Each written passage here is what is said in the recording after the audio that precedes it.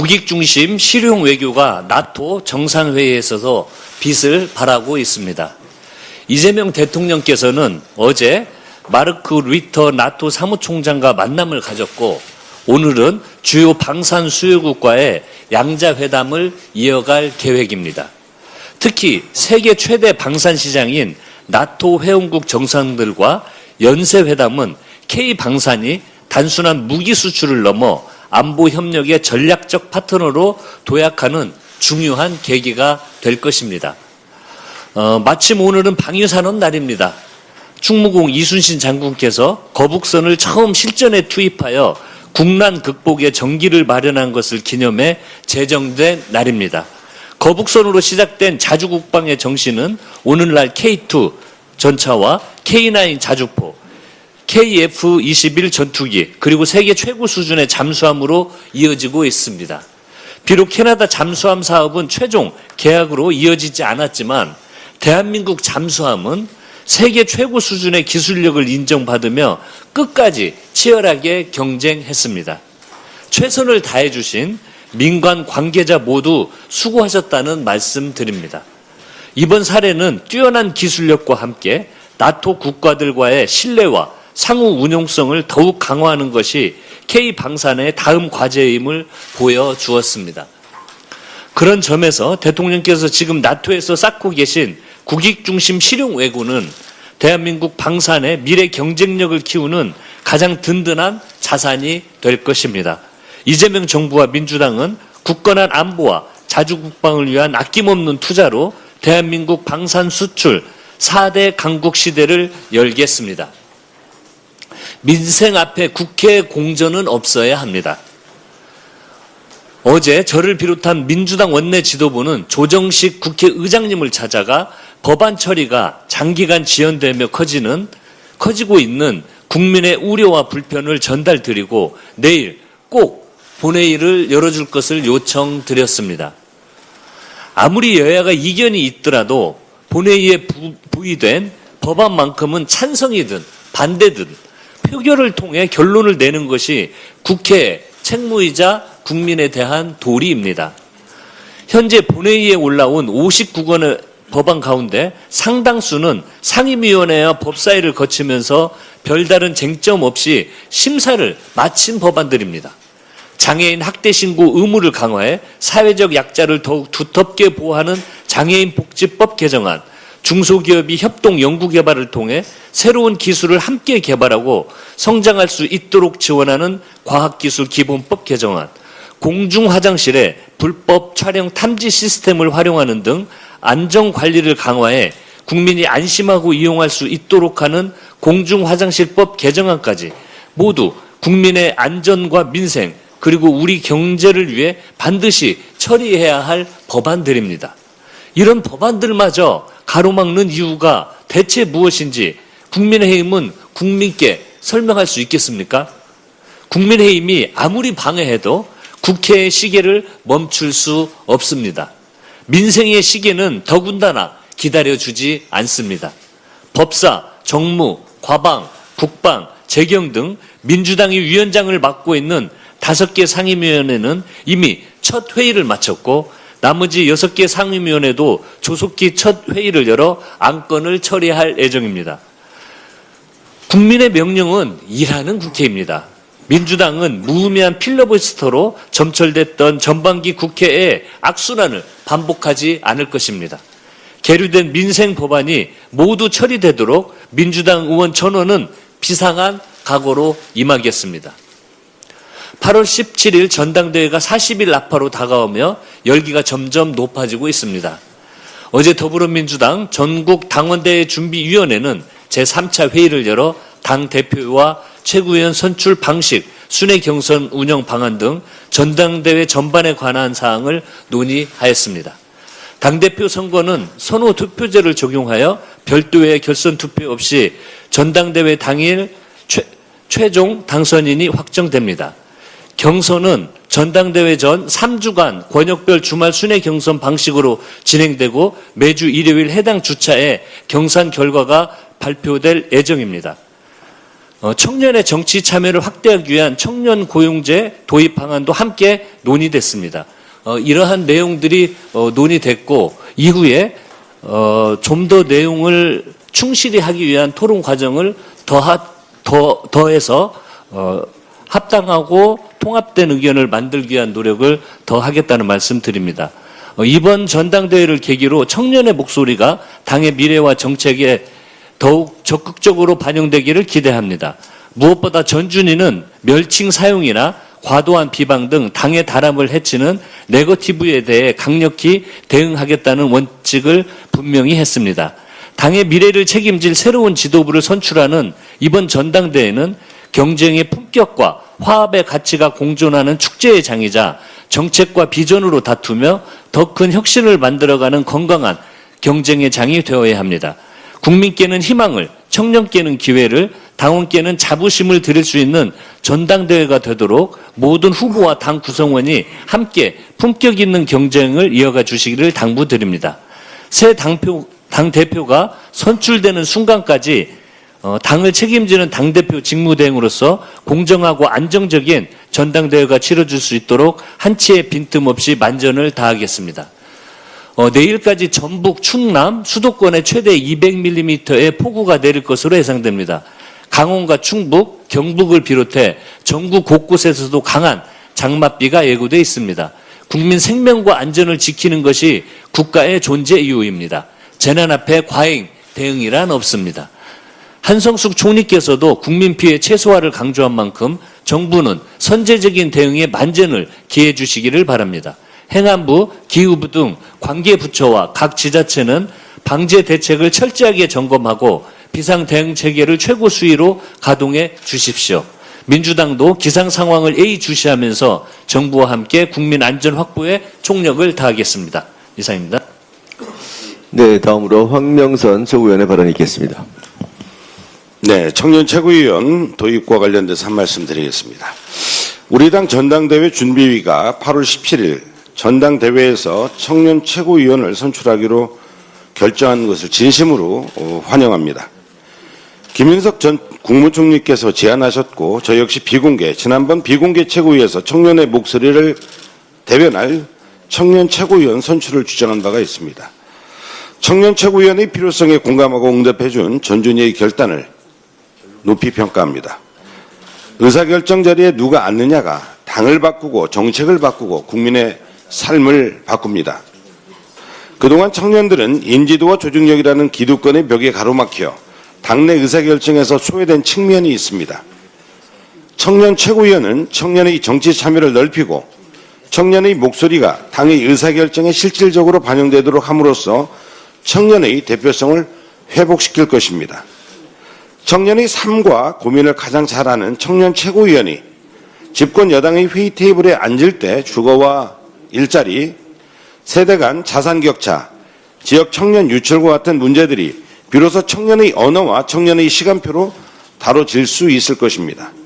이것은 곧 당원 주권을 확대하는 길이기도 합니다. 정당의 미래는 다음 세대를 어떻게 얼마나 키워내느냐에 달려 있습니다. 청년과 함께 나라와 당의 미래를 결정하는 것은 당연한 일이며 청년과 함께 의논하고 청년을 위해 일하는 정당만이 다음 세대로 나아갈 수가 있습니다. 이번 청년 최고위원 도입이 전국 각지에 청년 세대의 목소리와 삶을 우리 당의 의사결정에 담아내는 계기가 되기를 진심으로 기대합니다. 청년과 함께 민주당은 더 젊은 정당, 다시 이기는 민주당으로 나아가겠습니다. 이재명 대통령의 정상외교에 대해서 한 말씀 드리겠습니다. 이재명 대통령께서 나토 정상회의 참석과 몽골 국빈 방북을 위해 출국하셨습니다. 이번 나토 정상회의는 먹고 사는 외교, 국익 중심의 실용 외교가 무엇인지 보여주는 무대가 될 것입니다. 나토 동맹국들은 세계 국방비의 55%를 차지하는 세계 최대의 방산 시장입니다. 이재명 대통령은 나토 방산포럼 기조 발언을 통해서 기 방산의 우수성과 신속한 조달 능력을 전 세계에 각인시킬 것입니다. 이번 정상회의 계기로 15조 원 규모 공동조달 시장의 한국 기업 진출이 마련될 것이고요. 특히 우주산업과 탄약, 방산, 원자재 분야의 나토의 다국적 협력 사업의 확대가 될 것입니다. 또한 더불어서 K방산이 나토 공급망에 안정적으로 편입되고 글로벌 방산 수출 4대 강국 도약의 확실한 발판이 마련될 것입니다. 나아가 드론과 AI, 우주 등 미래전 등의 기술 분야에서 나토와의 협력이 본격화된다면 우리 국방 역량의 질적 고도화는 물론 첨단 산업의 글로벌 경쟁력까지 한 단계 끌어올릴 것입니다. 15년 만에 이루어지는 몽골 국빈 방문의 의미도 아주 각별합니다. 핵심 광물 부국인 몽골과의 공급망 협력, 식량 안보와 황사 대응, 보건의료 협력에 이르기까지 국민의 삶에 직접 도움이 되는 실질적 성과들이 기대됩니다. 아울러 북한과 전통적 우호 관계를 이어온 몽골이 한반도 평화와 영내 긴장 완화, 북한과의 대화 재개를 위한 든든한 가교가 되어주기를 진심으로 기대합니다.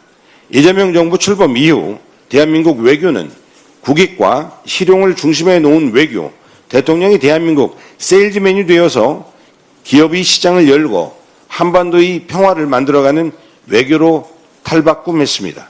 민주당은 이재명 대통령의 순방 외교가 우리 대한민국 국민의 먹거리와 한반도 평화라는 확실한 성과로 이어가도록 든든하게 뒷받침하겠습니다. 이상입니다. 네, 다음으로 강덕구 최고위원의 발언이 있겠습니다. 5.18 민주화 운동을 조롱했던 학생들이 광주일구와 5.18 민주묘지를 찾아 사과했습니다. 광주일구와 총동창회는 그 사과를 받아들이며 선처를 요청했습니다.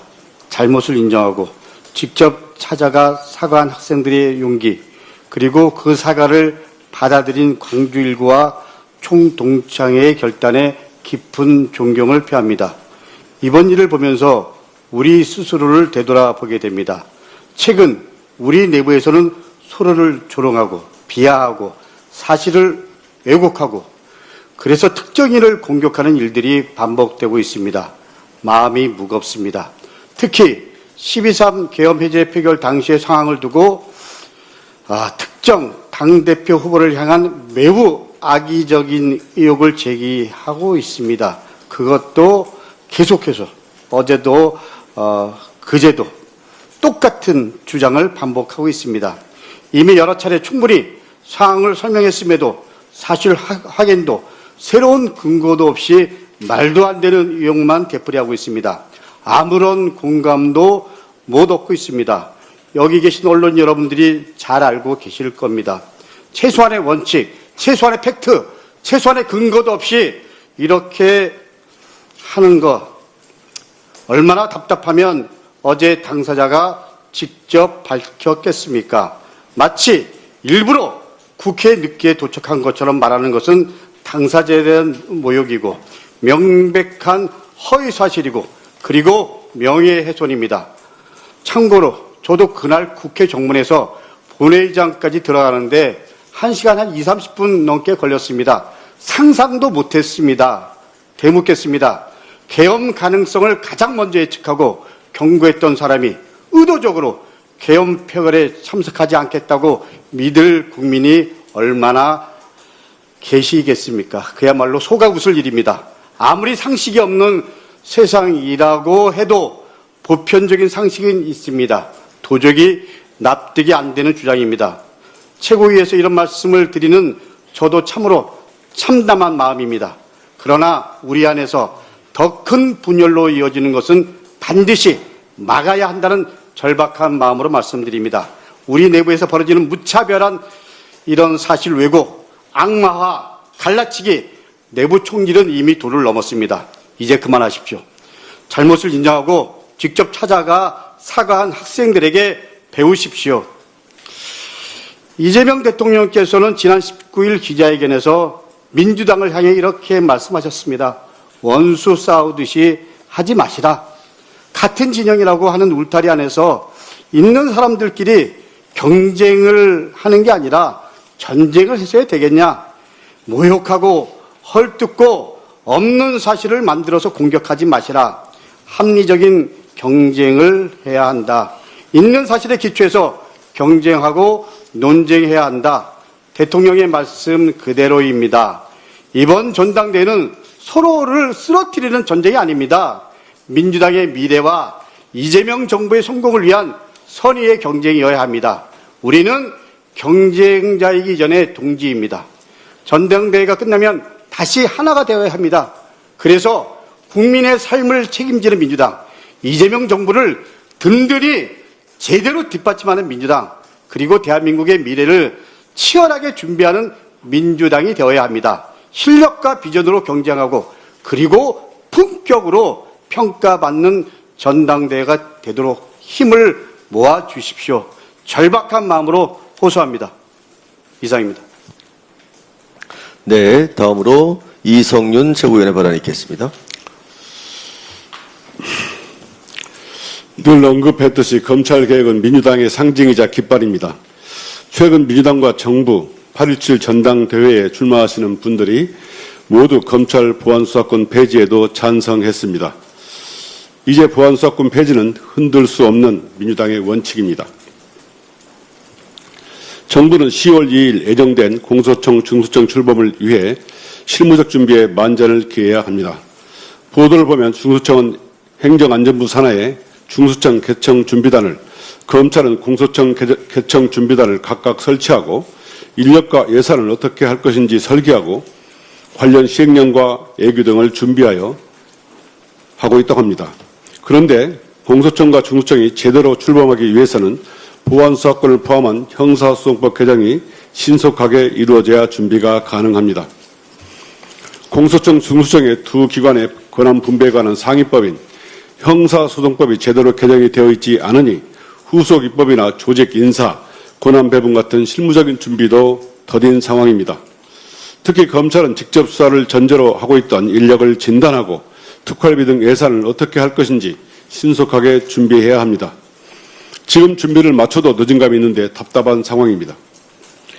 공소청이 12월 2일에 자칫 준비가 안 된 상태에서 개문 발차하는 것 아니냐는 의문과 걱정이 끊임없이 제기되고 있습니다.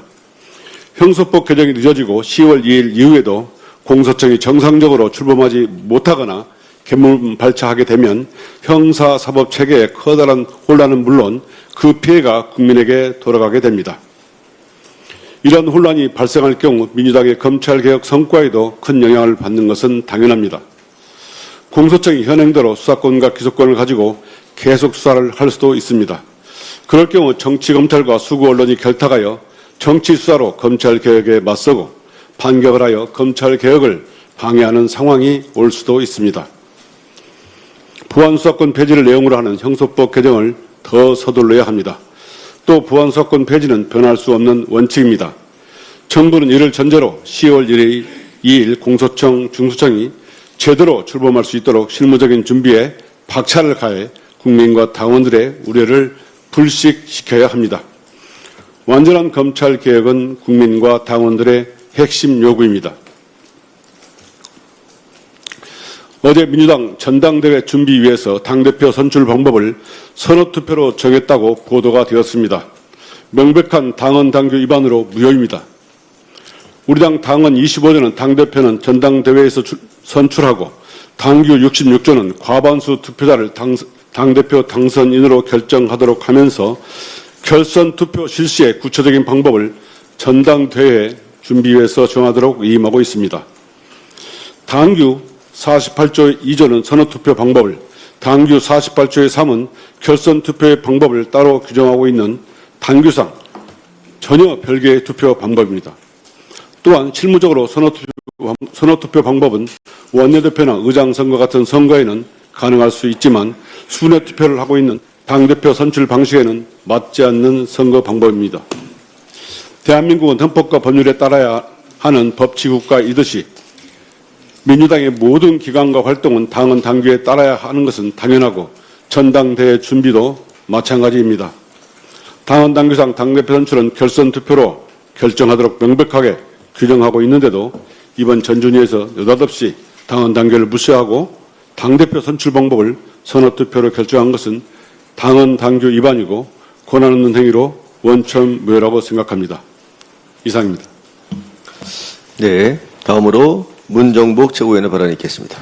네, 한병도 직무대행께서 발표하신 8.17 전당대회 당대표 선출에 선호투표를 도입하는 것은 공개 최고위가 끝나고 다시 더 논의하기로 했습니다.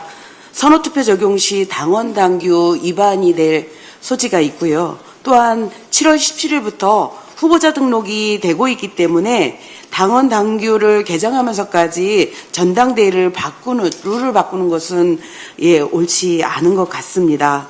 공개 최고위 직후 직무대행님과 최고위원들이 함께 더 논의를 하기로 했다는 말씀 다시 한번 드리고요. 이 논의 과정에서 청년 최고위원 도입 문제도 함께 더 논의한다라는 사실을 다시 한번 말씀드립니다. 이재명 대통령께서 4박 5일 일정으로 튀르키예와 몽골 순방길에 올랐습니다. 지난 유럽 순방을 마친 지 얼마 지나지 않아 다시 국제무대에 나선 것은 급변하는 국제사회에서 대한민국의 기회를 직접 넓히겠다는 실용외교의 분명한 의지입니다. 이번 나토 정상회의는 안보 협력을 넘어 K방산과 첨단 기술의 경쟁력을 알리고 우리 기업의 새로운 시장을 여는 무대가 될 것입니다. 세계 각국이 국방과 공급망을 다시 짜는 지금 대한민국은 협력의 주변에 머무를 수 없습니다. 기술과 신뢰를 바탕으로 국익의 공간을 넓혀야 합니다. 이어지는 몽골 방문은 15년 만에 이루어지는 국빈 방문이라는 점에서 더욱 뜻깊습니다. 양국 관계를 한 단계 끌어올리고 핵심 광물과 산업협력부터 황사와 기후 문제까지 국민의 삶과 맞닿은 실질적인 성과를 이루는 계기가 되기를 희망합니다. 국민의 안전을 지키고 기업의 시장을 넓히며 새로운 일자리와 성장의 기회를 만드는 일입니다. 국익은 기다린다고 넓어지지 않습니다. 세계가 빠르게 재편될수록 먼저 움직이고 더 많이 만나며 대한민국의 선택지를 넓혀야 합니다. 더불어민주당은 이번 순방이 방산과 공급망, 경제와 평화의 구체적인 성과로 이루어지도록 국회에서 필요한 뒷받침을 할 것을 약속드리겠습니다. 이상입니다. 예, 다음으로 박지원 최고위원의 발언이 있겠습니다. 지난 4일 전북 전주에서 한 아기가 태어난 지 몇 시간 만에 여러 병원을 전전하고 다니다가 세상을 떠났습니다. 산소가 부족해서 청색증이 나타나고 심박수가 떨어지는 위급한 상황에서 신생아 전문의 치료가 절실했습니다만 아기를 받아줄 병원을 제때 찾지 못했고 끝내 우리 곁을 떠났습니다. 먼저 안타깝게 세상을 떠난 아기의 명복을 빕니다. 유가족께도 깊은 위로 말씀을 드립니다. 이번 비극이 드러낸 구조적인 문제는 분명합니다. 한 병원만의 문제가 아니라 지역 필수 의료, 특히 고위험 신생아 진료 체계가 한계에 다다랐다는 경고입니다. 저는 어제 전북대병원 신생아 중환자실을 찾았습니다. NICU를 떠나려고 하는 한 교수님을 만났는데요. 이 교수님은 그동안에 구인 문구를 담은 명함을 직접 만들어서 소아청소년과 의료진을 보내달라고 호소를 하고 계셨습니다. 제가 좀 기가 막혀서 찍어왔는데 한번 띄워주시겠습니까? 명함 보여주실 수 있나요? 저게 이제 의사 선생님이 저렇게 돈 워리 비 해피해서 NICU에 구인 9명을 구인한다라고 해서 원하는 대로 급여와 근무처 다 받쳐주겠다. 이렇게 의사가 자기 명함을 이용해서 인력을 구하러 다녀야 하는 현실이 이게 지금 지역 신생아 의료계의 민낯입니다. 대한신생아학회도 이미 전국 신생아 중환자실이 한계에 와 있다고 경고했습니다. 소아청소년과 전공의 충원율이 13%까지 떨어졌습니다. 비수도권은 신생아 분과 전문의 한두 명이 24시간 365일 동안 고위험 신생아를 감당하는 곳이 적지 않습니다. 이대로라면 오늘 전주에서 발생한 비극이 내일 다른 지역에서 반복되지 않으리라는 보장이 없습니다. 아이를 낳으라고 말만 하면서 정작 태어난 아이를 치료할 병원이 없다면 저출생 대책도 공허한 구호일 뿐입니다. 정부와 국회가 즉각 움직여야 합니다. 전국 신생아 중환자실의 인력과 병상, 이송 체계를 긴급 점검하고 신생아 분과 전문의와 소아청소년과 전문의를 키우는 국가 책임형 대책도 필요합니다. 지원금 몇 차례로는 부족합니다. 적정한 보상과 지속 가능한 근무 환경, 또 의료 분쟁 부담을 줄이는 법적인 보호도 함께 가야 합니다. 지방 필수 의료 인프라에 국가재정이 투입돼야 합니다. 수익성이 낮다는 이유로 또 지방이라는 이유로 생명을 포기하게 만드는 사회는 정상이 아닙니다. 전북대병원 같은 권역 거점병원에 중환자실이 멈추지 않도록 정부가 한시적으로라도 긴급 지원부터 즉시 검토하기를 희망합니다. 국가의 수준은 가장 약한 생명을 얼마나 안전하게 지켜내는가로 증명됩니다. 민주당은 현장의 목소리를 끝까지 듣고 정부와 함께 신생아 의료 안전망을 다시 세우겠습니다. 감사합니다. 네, 다음으로 박규환 최고위원의 발언이 있겠습니다. 국민의힘 소속 국회의원들의 업무 거부 사태가 계속되고 있습니다. 7월 6일 막을 올린 임시국회를 전면 보이콧하고 상임위원 명단 제출을 거부하는 것도 모자라 그토록 노래 부르던 선관위 특검법조차 가로막고 있습니다. 더불어민주당은 일찍부터 선관위의 부실선거 사태를 헌정사상 초유의 참정권 침해로 규정하고 특검 도입을 당론으로 채택했으며 공정성에 대한 일말의 의혹이라도 없애기 위해 대한변협 등 제3자 추천 방식의 특검을 제안했지만 국민의힘은 말도 안 되는 이유를 대며 한사코 야당 단독 추천을 고집하고 있습니다. 국민의힘 의원들, 대통령과 정부 잘못으로 참정권이 침해되었다고요? 이게 왜 대통령 탓입니까? 선거관리위원회는 대통령도 간섭할 수 없는 독립된 헌법기관인 것 모릅니까? 아니면 대통령이 헌법 무시하고 선거에 개입이라도 했어야 한다고 주장하는 겁니까? 민주당이 야당일 땐 특검 추천해놓고 왜 지금은 추천권 안 주냐고요? 민주당이 추천권 행사한 특검은 당시 대통령과 정부의 권력형 비리거나 여당인 국민의힘 소속 국회의원들의 범죄와 관련되었기 때문 아닙니까? 선관위 부실 선거 사태가 여당 책임입니까? 왜 이리 앞뒤 안 맞는 말을 늘어놓습니까? 그래도 혹시라도 공정성 시비 있을까봐 여야 모두 배제하고 제3자 추천으로 가자는 것 아닙니까? 그런데 이것도 싫다? 결국 진상규명도 선관위 개혁도 관심 없고 그냥 정치공세, 대여공세에 이용만 하겠다는 심사 아닙니까? 국민 참정권마저 정략적으로 이용하니 우리 국민들께서 국민의힘은 역시 해산만이 답이구나 그렇게 말씀하시는 겁니다. 선관위 특검도 해야 하고 정말이지 할 일이 태산입니다. 1분 1초라도 서둘러야 합니다. 최근 반도체를 중심으로 나타나고 있는 경기 회복세를 경제 전반으로 확산시켜 모두의 성장을 이뤄내야 할 시급한 과제가 국회 앞에 쌓여 있습니다. 인공지능 대혁신 뒷받침하고 국가 균형 발전 이루기 위한 지역 거점 구축도 지원해야 합니다. 폐업 소상공인 정책자금 상환 부담도 완화해야 하고 체불 임금도 보호해야 하고 장마철 재난도 대비해야 합니다. 모두 국회가 챙겨야 할 일입니다. 국회가 멈추면 민생도 안전도 멈춥니다. 국민의힘 소속 국회의원들에게 요구합니다. 빨리 업무 거부 종료하고 일터로 돌아오십시오. 어제 한병도 당대표 직무대행께서도 말씀하셨듯이 보안수사권 완전 폐지는 우리 민주당의 확고부도한 원칙이며 당내 이견도 없습니다. 형사소송법 개정 또한 이 명확한 원칙과 기준에 따라 흔들림 없이 수행될 것입니다. 그런데 검찰 일부에서 합동수사기구를 통한 예외적 수사권을 거론하고 이를 언론이 확대 재생산하고 있습니다. 합동수사 하더라도 공소청 검사는 영장 청구, 공소 제기 업무하고 수사는 중수청과 국수본이 하면 됩니다. 또 일각에서 이른바 장윤기 사건을 계기로 야당과 검찰, 일부 언론, 검사의 보안 수사권 필요성 선동하고 있습니다. 수사 과정에서 증거 조작과 인멸, 사실관계 왜곡은 형법 제123조의 2 법 왜곡죄 신설, 정청래 대표 체제의 민주당 지도부와 우리 당 소속 국회의원들이 합심하여 사법개혁의 일환으로 제정한 법 왜곡죄의 정당성을 증명하는 사례입니다. 판사, 검사 또는 범죄 수사를 담당하는 경찰 등 사법 관료가 부당한 목적을 가지고 법령을 고의로 잘못 적용하거나 사실을 은폐 조작해 수사와 재판의 결과에 영향을 미친 경우 10년 이하의 징역과 10년 이하의 자격 정지에 처하도록 규정하고 있습니다. 강력하게 처벌해야 합니다. 그러나 이것이 검사의 보안 수사권 존치의 근거가 될 수는 없습니다.